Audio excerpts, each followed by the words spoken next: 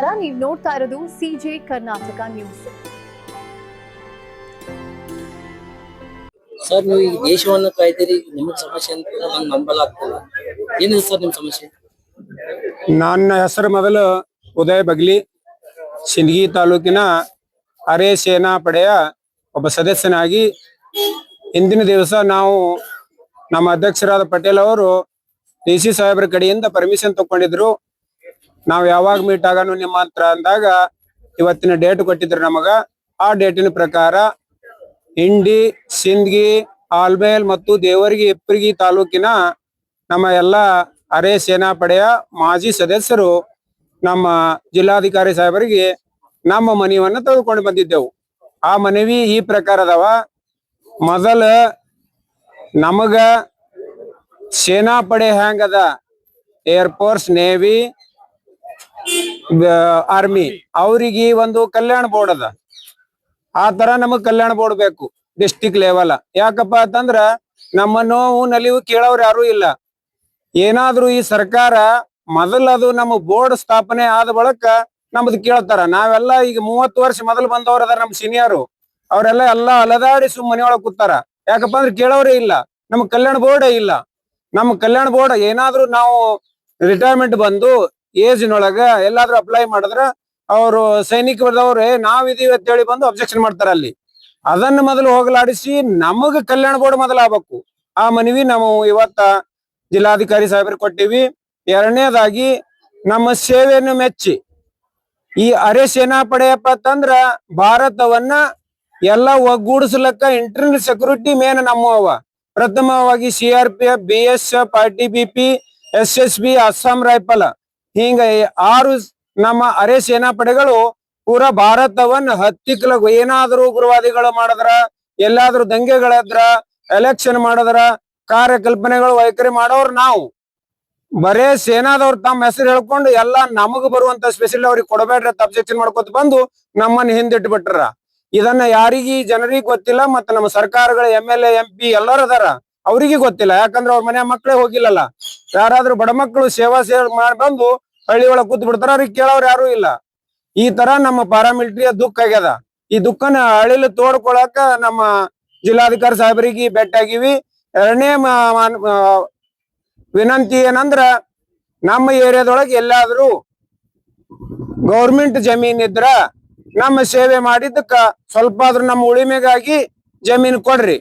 ಆ ಮಾತಿಗೆ ಅವರು ಎಲ್ಲರಿಗೂ ಜಮೀನ್ ಕೊಡ್ಲಕ್ ಆಗಲ್ಲ. ಯಾಕಪ್ಪ ಅಂದ್ರೆ ನಮ್ಮಲ್ಲಿ ಗೋಮಾಳ ಜಮೀನ್ ಇಲ್ಲ, ಯಾವ ಗುಡ್ಡ ಏರಿಯಾದೊಳಗೆ ಇಲ್ಲಾರ ಕಾರಣ ನಮ್ಮಲ್ಲಿ ಕೊಡ್ಲಕ್ ಆಗಲ್ಲ ಅಂತ ಅದು ಹೇಳಿದ್ರು. ಮೂರನೇ ಮನವಿ ನಾವೇನದ ಅದನ್ನು ಅಲ್ಲಿರಪ್ಪ ಅಂತಂದ್ರ ಈ ನಮ್ಮ ಸೇವೆಗಾಗಿ ಮೆಚ್ಚಿ ಒಂದು ಸೈಟ್ ಆದ್ರೂ ಕೊಡ್ರಿ ಅಂತ ಕೇಳಿದಾಗ ಅದಕ್ಕೊಂದು ಅವರು ರಿಪ್ಲೈ ಕೊಟ್ರ ನಮಗ, ಯಾರು ವಸತಿ ರಹಿತ ಅದೀರಿ, ಸೈಟ್ ಲೆಸ್. ವಸತಿ ರಹಿತ ಅಂದ್ರೆ ಯಾರಿಗೆ ನಿಮಗ ಸೈಟ್ ಇಲ್ಲ, ಮನಿ ಇಲ್ಲ ಅಂತ ಲಿಸ್ಟ್ ತಂದು ಕೊಡ್ರಿ. ನಿವೇಶನ್ ರಹಿತ ಯಾರು ಅದಿರಿ ಅವ್ರಿಗೆ ಮೊದಲು ಕೊಡ್ತೀವಿ. ಅದಕ್ಕಾಗಿ ನಮ್ಮಲ್ಲಿ ಜಮೀನ್ ಸಫಿಶಿಯಂಟ್ ಅದ, ಅದು ಕೊಡ್ತೀವಿ. ಅದನ್ನ ಮೊದಲು ಹೇಳಿದ್ರು. ಅದಕ್ಕೆ ನಾವು ಸರ್ಕಾರ ನಮ್ಮನ್ನ ಕೇಳಿಲ್ಲಪ್ಪ ಅಂತಂದ್ರ ಮಾನ್ಯ ಜಿಲ್ಲಾಧಿಕಾರಿಗಳು ನಮ್ದೇನ್ ಕೇಳ್ತಾರ? ಅವ್ರಿಗೆ ಸರ್ಕಾರ ಹ್ಯಾಂಗ ಆದೇಶ ಕೊಡ್ತದ ಕೆಲಸ ಮಾಡ್ತಾರ ಅವರು. ಮೊದಲು ಸರ್ಕಾರ ನಮ್ಮನ್ನ ಕೇಳಿಲ್ಲ. ನಮ್ಮ ಮೊದಲಿನ ಪೂರ್ವಜ ನಮ್ಮ ಸೈನಿಕರು ಅವ್ರು ಹೋರಾಡಿ ಹೋದ್ರು. ಇನ್ಕೋರಿಗೆ ಏನೋ ಅದು ಕಲ್ಯಾಣ ಬೋರ್ಡೇ ಆಗಿಲ್ಲಪ್ಪ ಅಂದಾಗ ನಮಗೇನು ಸಿಗ್ತದೆ? ಏನು ಸಿಗಂಗಿಲ್ಲ. ನಾವು ಹೋರಾಡೋದ್ರ ಮುಂದಿನ ಪೀಳಿಗೆ ಸಿಗ್ತದೆ ಇಲ್ಲ ಗೊತ್ತಿಲ್ಲ. ಹಿಂಗಾಗಿ ನಮ್ಮ ಭಾರತ ಸೇನೆದೊಳಗೆ ಹೋಲಕ್ಕ ಹಳ್ಳಿ ಜನದೊಳಗ ಈಗ ನಾನೇ ರಿಟೈರ್ಮೆಂಟ್ ಬಂದಿನಿ, ನಮ್ಮ ಊರಾಗ ಹೇಳ್ತೀನಿ ಹೋಗ್ಬೇಡ್ರತ್ತ.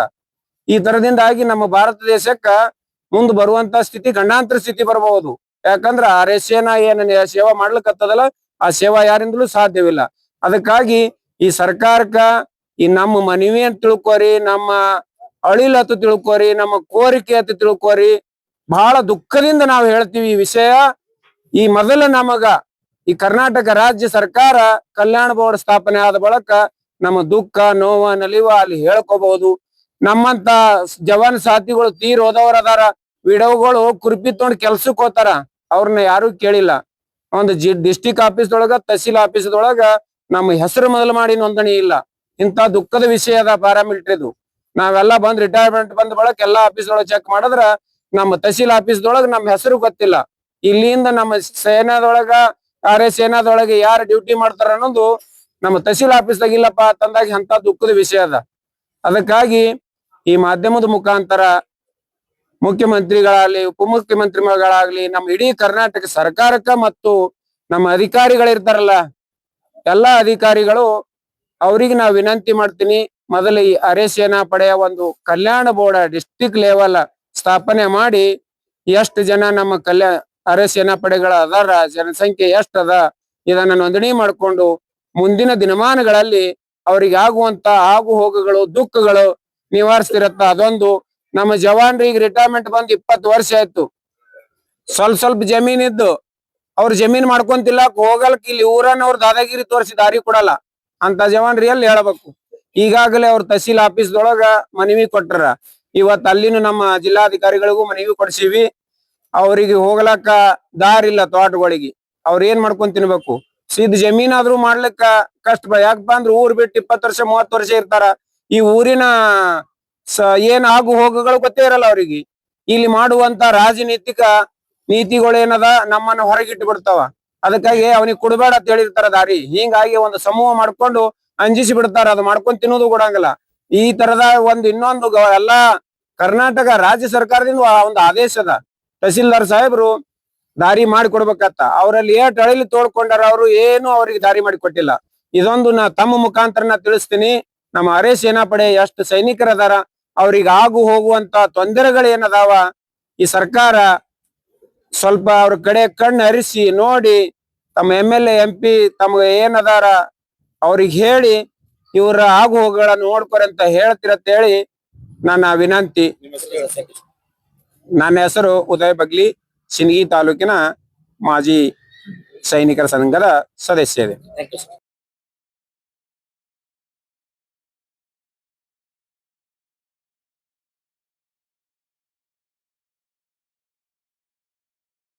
ಸರ್, ಇವತ್ತಿನ ದಿನ ನೀವು ನಮ್ಮ ದೇಶ ಕಾಯ್ದಂತ ಸೈನಿಕರಿಗೆ ಕರ್ಕೊಂಡು ಜಿಲ್ಲಾಧಿಕಾರಿ ಮನವಿ ಕೊಡಕ್ ಬಂದಿರಿ.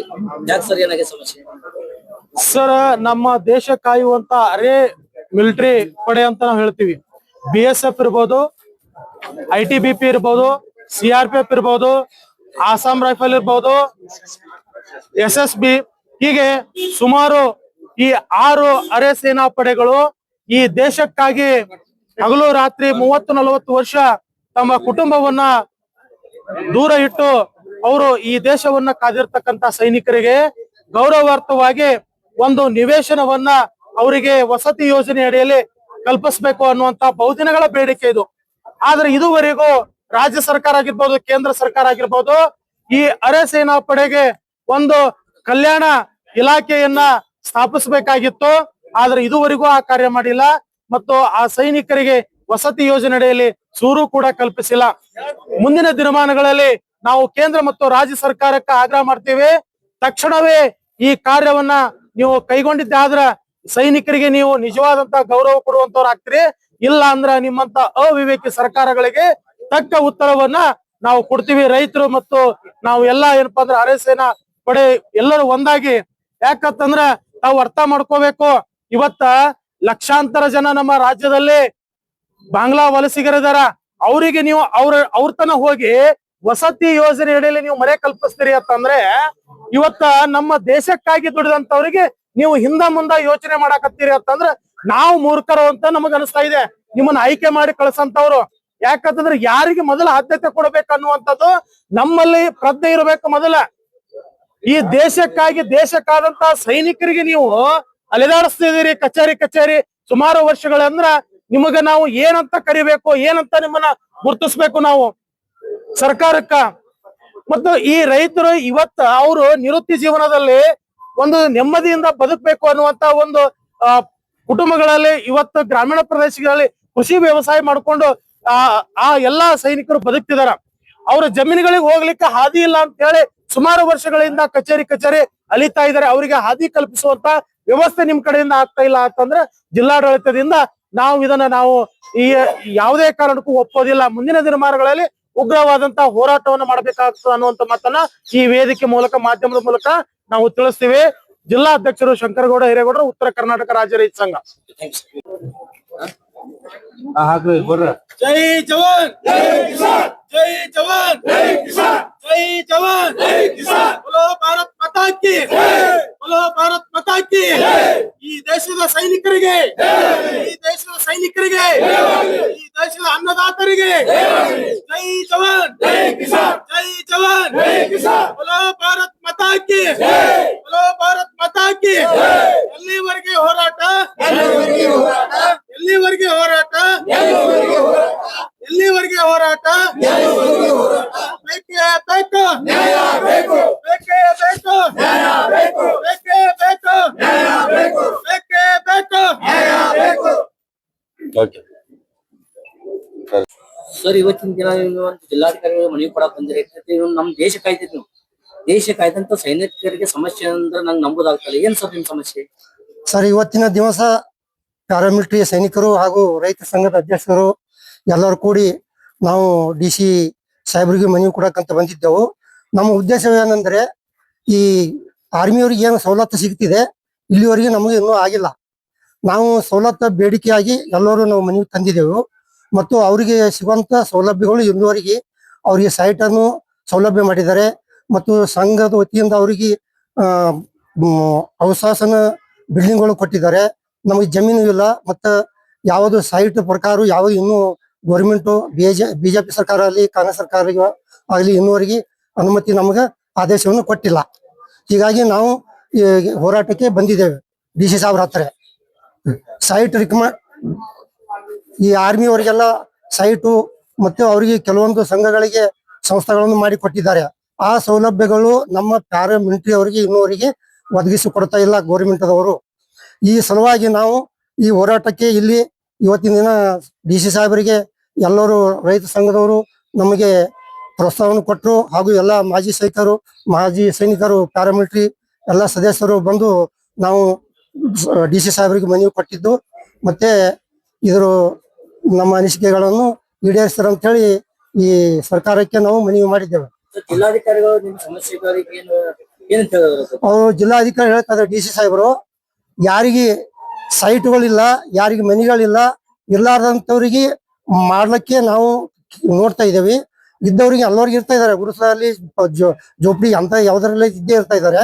ಇಷ್ಟು ಸರ್ವಿಸ್ ಮಾಡಿ ಯಾರಿಗೆ ಮನೆ ಇಲ್ಲಾರ್ದೆ ಯಾರು ಸಂಸಾರ ಮಾಡೋದಿಲ್ಲ, ಎಲ್ಲ ಇರ್ತದೆ. ಇದ್ರು ಅವರು ನೋಡಿ ಆಯಾ ತಾಲೂಕುಗಳಿಗೆ ಇನ್ಕ್ವೈರಿ ಮಾಡಿ ನಾವು ಒಂದು ಫೆಸಿಲಿಟಿ ಹುಡುಕಾಡ್ತೀವಿ ಅಂತ ಅವರು DC ಸಾಹೇಬರು ನಮಗೆ ಆಶ್ವಾಸನೆ ಕೊಟ್ಟಿದ್ದಾರೆ. ಸರ್ ಇನ್ನೊಂದೇನಪ್ಪಾ ಈಗ ರೈತರು ಆರ್ಮಿ ಕೂಡ ಯಾಕಂದ್ರ ದೇಶವನ್ನು ಕಾಯ್ದಿದ್ದಾರೆ, ನೀವು ದೇಶ ಕಾಯ್ದಿದ್ರಿ, ಆ ಸರ್ಕಾರ ಯಾಕೆ ಕಾರ್ಯಕ್ರಮ ಮಾಡಾಗ್ತದ ನಿಮಗ? ಸರ್, ನಮಗೆ ಸಿರ್ಫ್ ಒಂದು ಸಿವಿಲ್ ಎಂಪ್ಲಾಯೀಸ್ ತರ ನಮಗೆ ನೋಡ್ಕೊತಾ ಇದ್ದಾರೆ. ಆದ್ರೆ ಪ್ಯಾರಾಮಿಲಿಟರಿ ಅನ್ನೋದು ನಾವು ದೇಶ ಗಡಿಯಲ್ಲಿ ಇರ್ತಾ ಇದ್ದಾರೆ, ಸೆಂಟ್ರಲ್ ಇರ್ತಾರೆ. ಕೆಲವೊಂದು ಇಡೀ ನಮ್ಮ ದೇಶದ ಚುನಾವಣೆಯಲ್ಲಿ ನಮ್ಮದು ಪ್ಯಾರಾಮಿಲಿಟರಿದು ಮೇನ್ ವ್ಯಕ್ತನೇ ಇದೆ.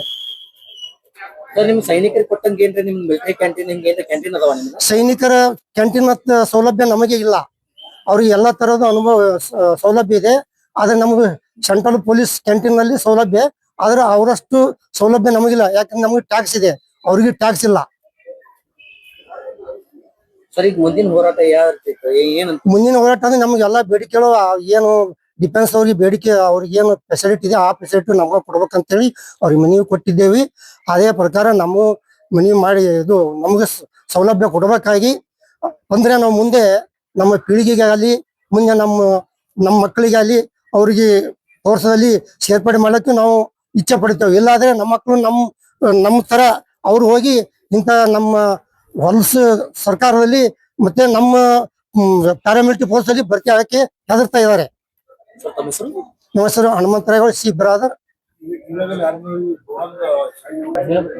ಸರ್ ಇಲ್ಲಿವರೆಗೆ ನೀವು ಕರ್ನಾಟಕ ಪಬ್ಲಿಕ್ ಡಿಜಿಟಲ್ ಮತ್ತೆ ಧನ್ಯವಾದಗಳು.